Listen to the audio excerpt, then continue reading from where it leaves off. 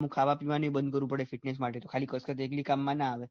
જેમ કે અત્યારે જોવો ને મારે દિવસમાં હું છે ને 4-5 તો હું ચા પી જાઉં છું. ઘરેથી પીને ઓફિસ જાઉં, ઓફિસે પછી સવારે પીવું, પછી બપોરે જમીને શું કહેવાય 4-1 વાગતા ચા પીવું, પછી 5:30-6 વાગતા બીજી ચા થાય અને 7 વાગતા ત્રીજી ચા થાય નીકળતી વખતે. એમાં ને મારે એસિડિટી ગડબડાઈ ગઈ છે. એના માટે એસિડિટી થાય સાહેબ. પછી અધુરામપુર વાળી સાંજે ભૂખ લાગે 5:30 વાગે એટલે ચિપ્સ ને આન તે ને વધારે સારું હોય તો દાબેલી ખાવા જતા રહીએ, વડાપાઉં ખાઈ આવીએ ને. મને મંથનમાં તો મારે ઓફિસમાં જ રોકાવાનું આવે એટલે મંથનમાં તો મારે કમ્પલસરી શું કહેવાય બહારનું હોટલનું જ ખાવાનું થાય. બરોબર. આ બધું આખી લાઈફસ્ટાઈલ આખી ચેન્જ કરવાની જરૂર લાગે મને તો મારી. ભાઈ વર્કઆઉટ મેં તો બહુ સાંભળ્યું કે સવારે ઉઠીને ગરમ પાણી પીવો અને કેટલું સાંભળ્યું પણ ખાલી સાંભળી રાખીએ, કોઈ દિવસ આપણે એને એપ્લાય નથી કરતા. વાત સાચી છે, પણ આ શિયાળો આખો ગયો સારું પકે થયું નહીં એ 100%. તું કરવી હતી, બહાર જવું તું, વર્કઆઉટ એ કરવું તું પણ થયું નથી. પણ હા હવે વસ્તુ હવે ગમે તે હોય સીઝન નથી જોવી 100% છે. એકલા કઈ ના થાય. હા એ વાત પણ છે. એકલા કરવામાં કંટાળો બી આવે. તમે ચાલીને કેટલું ચાલો એકલા એ તો ઠીક છે ચાલો, પછી પાછું તો બે જણા હોય તો બે જણા હોય ને તો એકબીજાનો બે કે આપણું ગ્રુપ આખું હોય ને ઇન શોર્ટ 1 થી વધારે જણા જોડે હોય ને તો એકનો જુસ્સો ઓછો થઈ જાય તો બીજો એને વધારી શકે. હા એ વાત સાચી છે. બધા એવા 2-3 જણા હોય ને તો વાંધો ના આવે. તમારી જો 4-5 જણાનું ગ્રુપ હોય તો એ સૌથી સારામાં સારું છે. રૂટીન લાઈફ શું કે કન્ટિન્યુટી રહે. તમે કામ તમે તમારી સવારે ચાલવા જવાનું ચાલુ કરવાની ગણતરી ખરી તમારી? હા એકદમ કરવાની ને હોય છે. આમાં તો જવું જરૂરી થઈ ગયું છે હવે. જરૂરી થઈ કારણ કે ગયું ધીમે મને ધીમે લાગે વજન 75 પહોંચ્યું છે. ઓ બાપા. તો એ શું કહેવાય ટામેટા જેવું પેટ લાગે નહીં? સાચી વાત. એક્ઝેક્ટલી એવું જ લાગે છે. અરે હવે તો આપણે કામ કરીએ, આપણે નજીકમાં પેલું ગવર્મેન્ટ નું ગાર્ડન નથી પેલું કાળીગામ વાળું મોટું ગાર્ડન? હા જોયું. ત્યાં હવાના પ્રમાણે શું કહેવાય લોકો ત્યાં ચાલવા બહુ આવે છે. અચ્છા મારે પાસે જવાનું નથી એટલે મને ધ્યાનમાં ઓછું છે. એવું છે એમ ને? તો પછી કેમ તમે ત્યાં નજીકમાં જ છો તો તમારે કેમ એવું જવાનું નહીં થતું? મારે બાજુ રૂટ ના હોય. જોયું નહીં તમે મારે રૂટ આ બાજુ ગાર્ડન નો જોયું છે. નહીં તમે?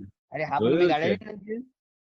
ગાર્ડન જોયું છે ખોડિયા મંદિરની હા તો બસ તો બાજુમાં. પછી હા બરોબર છે, વિચાર પણ છે શું એકાદ વખત નીકળ્યા હોય તો ખબર પડે ગયા છે. પણ સવારમાં આપણે શું રાતના ટાઈમે નીકળ્યા હોય કાં તો દિવસના એવા ટાઈમે નીકળ્યા હોય બપોરના ટાઈમે ટાઈમ જોવામાં ના આવે પબ્લિક. સવારના પોરમાં હોય તો સારું કહેવાય તો આપણે જવાય. અહીંયા બીજું એક અંદર નવું બન્યું છે ન્યુ રાણીપમાં. બરાબર. ત્યાં તો મેં સાંભળ્યું પેલા શું કહેવાય ઇન્સ્ટ્રુમેન્ટો બધા મૂક્યા છે નહીં એ લોકો? કા હા એવું મેં જોયા તો ખરા જોયું છે ઇન્સ્ટ્રુમેન્ટ બધું છે. પણ શું કરીએ હવે સવારમાં ઉઠી નથી શકતા ને. લાઈફ માટે ફિટનેસ માટે તો 100% સારું છે. છોડો આ બધી વાતો. કાલથી આપણે આળસ બાળસ ને નેવે મૂકી દઈએ. હાલો 100% તમે સવારે તમે 100%. કેટલા વાગે ઉઠો? તમે સવારે કેટલા ઉઠો કેટલા વાગે? હા અત્યારે તો 8:30-9 વાગી જાય છે. 10 વાગે ઓફિસ પહોંચવાનું હોય એટલે તો સવારે 5 ભાગમ વાગે 5 કે 6 કે કેટલા વાગે મૂકી? 6:30 વાગે. એક કામ કરીએ આપણે કાલે ને કાલથી આપણે સવારે 6:30 વાગે મળીએ, બરાબર ને? તમે મને લેવા આવશો? આ તો એવું કરું આપણે તમારે ત્યાં જઈને નીકળીએ ને ત્યાં બંને જોડે જઈશું વ્હીકલ લઈને. ત્યાં ઉતરી જવાનું, ત્યાં મૂકી દઈશું. પછી ત્યાં થોડું કસરત ચાલવાનું થોડું પતાવીએ અને પછી રૂટીન પતાવીને પછી રિટર્ન. જોઈએ 3-4 દિવસ કેવું રહે છે. નહીં તો પછી કોઈક એક્સપર્ટ ને હા એવું એવું બોલાવી હોય તો આપણે 7 વાગે ચાલુ કરીએ. એટલું વહેલું ના જોઈએ કારણ કે પહેલા દિવસે તમે એટલું વહેલું ઉઠો તો તકલીફ પડે સાલું. ના કઈ વાંધો નહીં. જે હોય 5 મિનિટ તો 5 મિનિટ ને 10 મિનિટ તો 10 મિનિટ ગમે તેમ કરીને ગાર્ડનમાં જવાનું. જોઈએ કંઈક મજા આવે એવું કંઈક કરીએ. બાકી આમને આમ તો શું કહેવાય જિંદગી પતી જાય હા પાછી 100%. બીમારીમાં કારણ કે આ ઉંમરમાં એસિડિટી થાય છે ને પેટમાં બહુ તકલીફ કરે છે ભાઈ, બહુ તકલીફ કરે છે. આમ એવા ગંદા ગંદા ઉડકારો આવે ને એટલે મારે આ ગાર્ડન ચાલવા જવાનું ચાલુ કરી નાખવું. પછી ચા બંધ કરી બરોબર. નાખવું. આ ફાસ્ટ ફૂડ બધું બંધ કરી નાખવું. એના કરતા તો આપણું રૂટીન થોડું ચેન્જ થાય ને. જેમ કે ફિટનેસ માટે સૌથી બેસ્ટ વસ્તુ છે પેલા સ્ટાર્ટિંગમાં સવારે ઉઠીને ચાલવાનું, ચાલીને પછી ત્યાં થોડી નાની મોટી હળવી કસરતો કરવાની. એમાં તમારા વર્કઆઉટની અંદર તમે થોડું હેવી જોવો તો પુલઅપ્સ જવું પડે. પુલઅપ્સમાં પછી ધીમે ધીમે વર્કઆઉટમાં પછી પેલું શું કહેવાય સ્કોટ મારવાના, બરોબર છે. પછી પુલઅપ કરવાના આવે છે, વોકિંગ, સ્કોટ રનિંગ. એટલે ઉઠક બેઠક ને, સ્કોટ એટલે ઉઠક એમ નહીં, એટલે સ્કોટ ઉઠક એટલે ઉઠક બેઠક બેઠક ને કરીએ આપણે છીએ, એવું તો સ્કૂલમાં ઉઠક કરતા હતા બેઠક એ જ ને. કરવાની. ટૂંકમાં ગુજરાતીમાં એવું કહેવાય કે ઉઠક બેઠક કરવાની. સૌથી બેસ્ટ બેસ્ટ વસ્તુ એ છે. હા ઉઠક બેઠક કરો એટલે તમારી બધી વસ્તુમાં નીકળી જાય. અને ત્યાં સવારના પોરમાં ફોલો સવારે આપણે કરો ગાર્ડનમાં સવારમાં. ગઈએ એટલે સવારે મસ્ત મજાનો ઓક્સિજન મળે.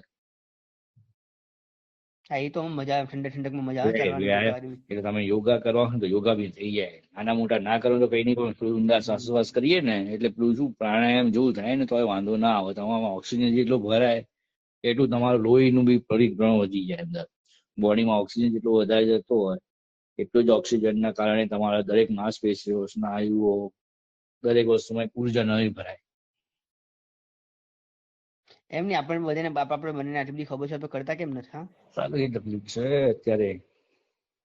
છોડો તારે, આજે આપણે બંને નિયમ લઈએ. કાલ સવારથી તમે મને લેવા માટે આવશો ને આપણે બંને ભાઈ ત્યાં સવારે જઈએ. 7 વાગે મળીએ પહેલા તો. ડન છે, ડન છે, ડન. ઓકે. ના હોય ને તો મને તમે તમારા ડોરબેલ મારીને ઉઠાડજો, બરાબર ને? હું જાગી જઈશ કાલ માટે તો પાક્કું. કાલથી ઓકે. આપણે રેગ્યુલર ચાલવા જઈએ. હા, ડન ડન. મળીએ કાલ સવારે. જય શ્રી કૃષ્ણ. એ હા, જય શ્રી કૃષ્ણ ભાઈ, ધ્યાન રાખજો, ધ્યાન રાખજો.